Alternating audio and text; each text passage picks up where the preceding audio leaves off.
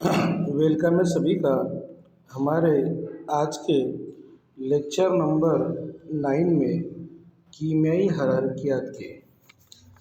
आज का जो लेक्चर है बहुत ही इम्पोर्टेंट है क्योंकि एग्ज़ाम में हेस के कानून का बयान बार बार आ गया है और साथ ही साथ उस पर एक न्यूमेरिकल एक प्रॉब्लम भी आता है। तो आइए आज जानते हैं कि हम हेस का कानून किसे कहते हैं, उसके बारे में क्या करेंगे हम जानने वाले हैं। तो हेस के कानून के बारे में जानने से पहले मैं आपको कुछ बातें बताता हूँ। आज सबसे अच्छा कानून है। आज का सवाल ही कैसा है, जरा सवाल की तरफ गौर करो।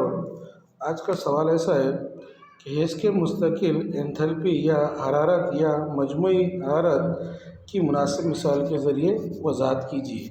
सबसे पहले आज तुम एक ही नाम याद रखने का है, हेसेस लॉ। अब आइए चलते हैं हेसेस लॉ किसे कहते हैं उसके बारे में समझाता। बहुत आसान लॉ है, बस आपको 2 या 3 मिनट में समझ में आ जाएगा। सिर्फ आप मिसाल पर ध्यान दीजिए। मैंने बोला कि आज के बाद हमारे केमिस्ट्री में जो भी तामुल हुआ करेगा, कीमियाई तामुल, उसमें क्या आया करेंगी, एंथैल्पी में तब्दीली आया करेंगी। यानी डेल्टा एच का मतलब क्या होता है, एंथैल्पी में तब्दीली। फिर वो 100 किलो जूल की आओ कि 1000 किलो जूल की आओ कि काई की भी आओ, पर एंथैल्पी में तब्दीली आया करेगी। हम क्या बोलेंगे, कोई भी कीमियाई तामुल हो गया, समझ मैंने बोला कि मैंने ए से क्या बना लिया, बी बना लिया, तो एक कीमियाई तामुल हो गया। इस दौरान एंथैल्पी में तब्दीली समझो 10 किलो जूल की आई। अब तुम बोलेंगे ए क्या था, मैं बोलूँगा भैया ए जो था वो बर्फ़ था और बी जो था वो क्या था, माय था। तो मैंने क्या करा, बर्फ़ से क्या करा, माय में बर्फ़ को पानी में तब्दील कर दिया। इसका मतलब कीमियाई तामुल हो गया।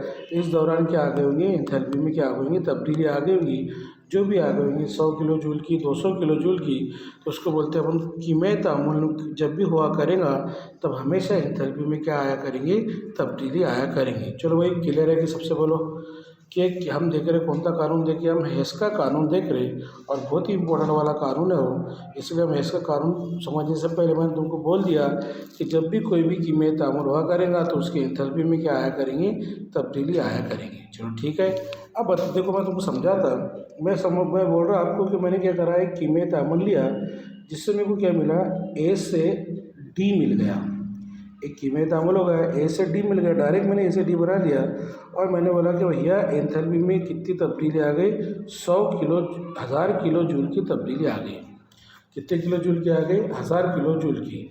तुम बोलेंगे सर ये ए से डायरेक्ट डी मिल गया, यानी तामुल एक ही स्टेप में, एक ही मरहले में मुंतकिल हो गया, एक ही मरहले में कंप्लीट हो गया। लेकिन तुम बोलेंगे, मैं बोलूँगा बेटा ऐसा नहीं हुआ होगा। तुम बोलेंगे हाँ सर कैसे हुआ होगा, पहले हमको क्या मिला होगा, ए से बी मिला होगा, बराबर है। जब ए से बी मिला होगा तो ये भी कीमियाई तामुल है, तो इसकी एंथैल्पी में तब्दीली कितनी आई होंगी, 500 की आई होंगी। फिर हमको बी से क्या मिला होगा, सी मिला होगा, तो भी इसकी एंथैल्पी में कुछ ना कुछ तब्दीली आई होंगी। कितनी समझ लो, 300 किलो जूल की आई होंगी। फिर हमको क्या मिला होगा, सी से डी मिला होगा, तो भी इसकी एंथैल्पी में तब्दीली अब कितनी किलो जूल की आई होंगी, 200 किलो जूल की आई होंगी।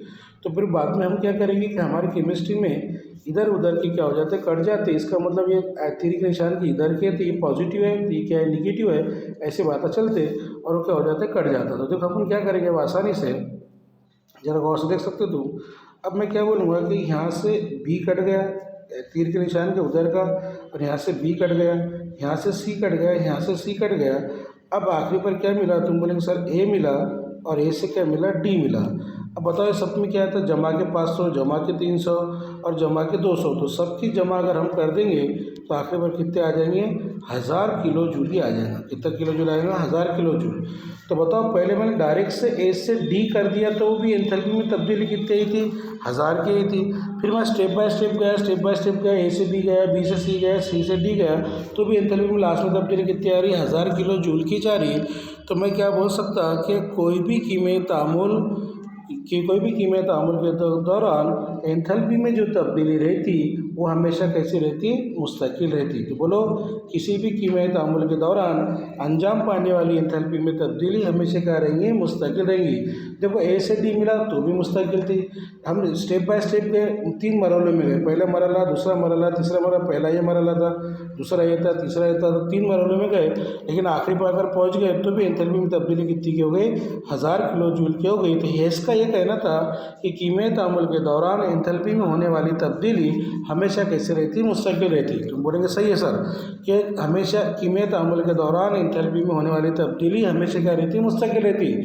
फिर वो तामुल एक मरहले में हो जाए या मरहलों के कई सिलसिले में हो जाए। बताओ एक मरहले में कौन है, ए से डी तो भी 1000 किलो जूल की, और सिलसिले में हो जाए, सीरीज़ में हो जाए, कितने सीरीज़ में हो गया, ए से बी एक सीरीज़, बी से सी दूसरी सीरीज़, सी से डी तीसरी सीरीज़, यानी एक मरहले में हो या मरहलों के कई सिलसिले में हो तो भी आखिर पर एंथैल्पी में होने वाली तब्दीली हमेशा कैसे रहती है, मुस्तकिल रहती। ये है हमारा हेज का कानून और मेरे हिसाब से आपको समझ में आ चुका होगा। अब आइए मैं समझाता। जब देखो पहले ही बयान पढ़ते हैं हम, बताओ क्या है, मुस्तकिल दबाव पर, अब मुस्तकिल दबाव तो रखने पड़ेंगे हमारे, मुस्तकिल दबाव पर कीमियाई तामुल के अंजाम पाने के दौरान कोई भी कीमियाई तामुल क्या कर रहा है, अंजाम पा रहा है, यानी हमको क्या मिल रहा है, ए से डी मिल रहा। तो कोई भी कीमियाई तामुल अंजाम पा रहा, अंजाम पाने के दौरान एंथैल्पी में होने वाली तब्दीली, एंथैल्पी में होने वाली कौन सी तब्दीली, मुकम्मल तब्दीली हमेशा क्या रहती है, मुस्तकिल रहती है। तो बताओ कौन दबाव पर, मुस्तकिल दबाव पर कीमियाई तामुल के अंजाम पाने के दौरान एंथैल्पी में होने वाली तब्दीली हमेशा क्या रहती है, मुस्तकिल रहती है। या दूसरी तारीफ देखो कैसी है, दूसरी तारीफ भी समझा चुका हूँ तुम्हारे को। या दूसरी तारीफ हम क्या बोलेंगे, देखो यहाँ पर है, या दूसरी तारीफ करके क्या बोलेंगे अपन, क्या कोई कीमियाई तामुल एक मरहले में अंजाम पाता हो या मुख्तलिफ मरहलों में अंजाम पाता हो तो भी कीमियाई अमल के दौरान एंथैल्पी में होने वाली तब्दीली हमेशा क्या रहेंगी, मुस्तकिल रहेंगी। यानी कोई कीमियाई तामुल एक मरहले में अंजाम पाता हो या मरहलों के कई सिलसिले में अंजाम पाता हो तो भी कीमियाई तामुल के दौरान एंथैल्पी में होने वाली तब्दीली कैसे रहेंगी, मुस्तकिल रहेगी। और आसान भाषा में अगर बोल सकते हैं कि कोई भी कीमियाई तामुल अगर हो जाएगा, ए से हमको बी मिल जाएगा, इसमें एंथैल्पी में होने वाली तब्दीली हमेशा क्या रहेंगी, मुस्तकिल रहेगी। आइए एक मिसाल के जरिए समझा देता हूँ एक बार फिर से। तो ए से डी तो मिसाल समझ गई, पर ये मिसाल देखते हैं।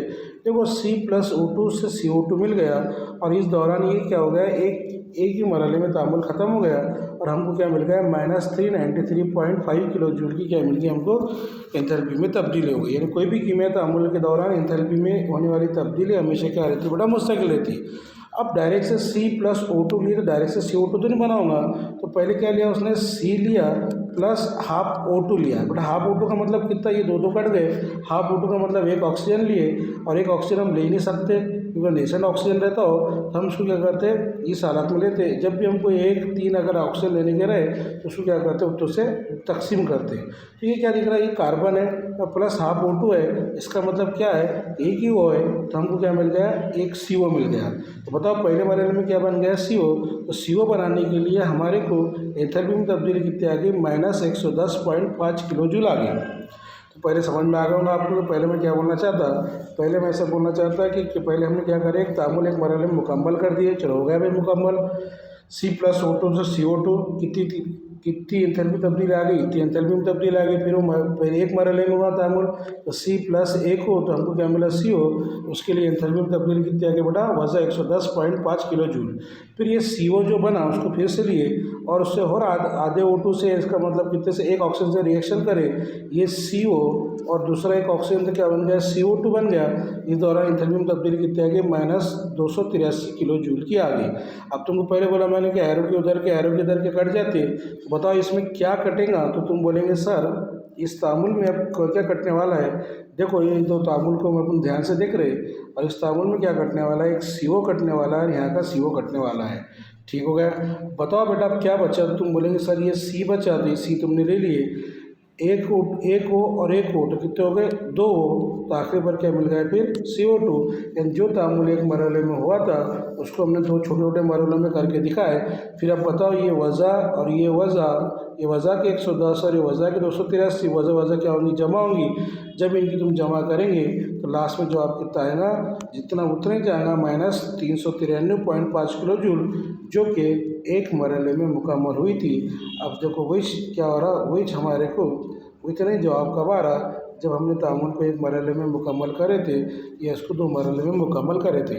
तो जाहिर सी बात है, बहुत आसान है, जो भी कीमियाई तामुल होगा उसमें एंथैल्पी में होने वाली तब्दीली हमेशा क्या रहेंगी, मुस्तकिल रहेंगी, यानी क्या रहेंगी, कांस्टेंट रहेंगी। अब आइए चलते हैं, देखते हैं इस पर एक न्यूमेरिकल जो एग्ज़ाम में बार बार आ चुका है या आ भी सकता है। देखो, बोला गया दिए गए अदाद-ओ-शुमार के ज़रिए इथिलीन की हरारत की एंथैल्पी क्या कीजिए, महसूस कीजिए। कोई ख़ास बात नहीं, बहुत आसान है, टेंशन करने की ज़रूरत नहीं है। तो हमको 3 मरहले दे दिए। पहला मरहला दे दिया कि हाइड्रोजन प्लस O2 तो हमको मिला H2O, उसके लिए एंथैल्पी में तब्दीली दी हुई है। C प्लस O2 तो CO2, इसके लिए एंथैल्पी में तब्दीली -399 किलो जूल की दी हुई है। Plus 2 hydrogen 2 carbon plus 2 hydrogen H2 क्या तो C2H4 हमको दे हुए है।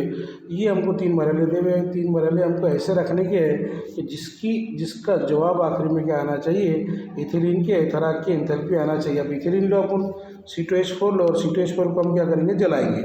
एथेराक का मतलब क्या होना, जलाना। जब C2H4 को कोई भी चीज़ को जलाएंगे तो क्या बनेगा, CO2 प्लस H2O, यानी हमारा बना कार्बन डाइऑक्साइड प्लस क्या बना, पानी। अब ये हमारा दरकार क्या है, मसावत है। ये हमको मसावत होना। अब ये मसावत लाने के लिए हमको क्या करना पड़ेगा, ये मसावत लाने के लिए थोड़ा गौर से सुनो।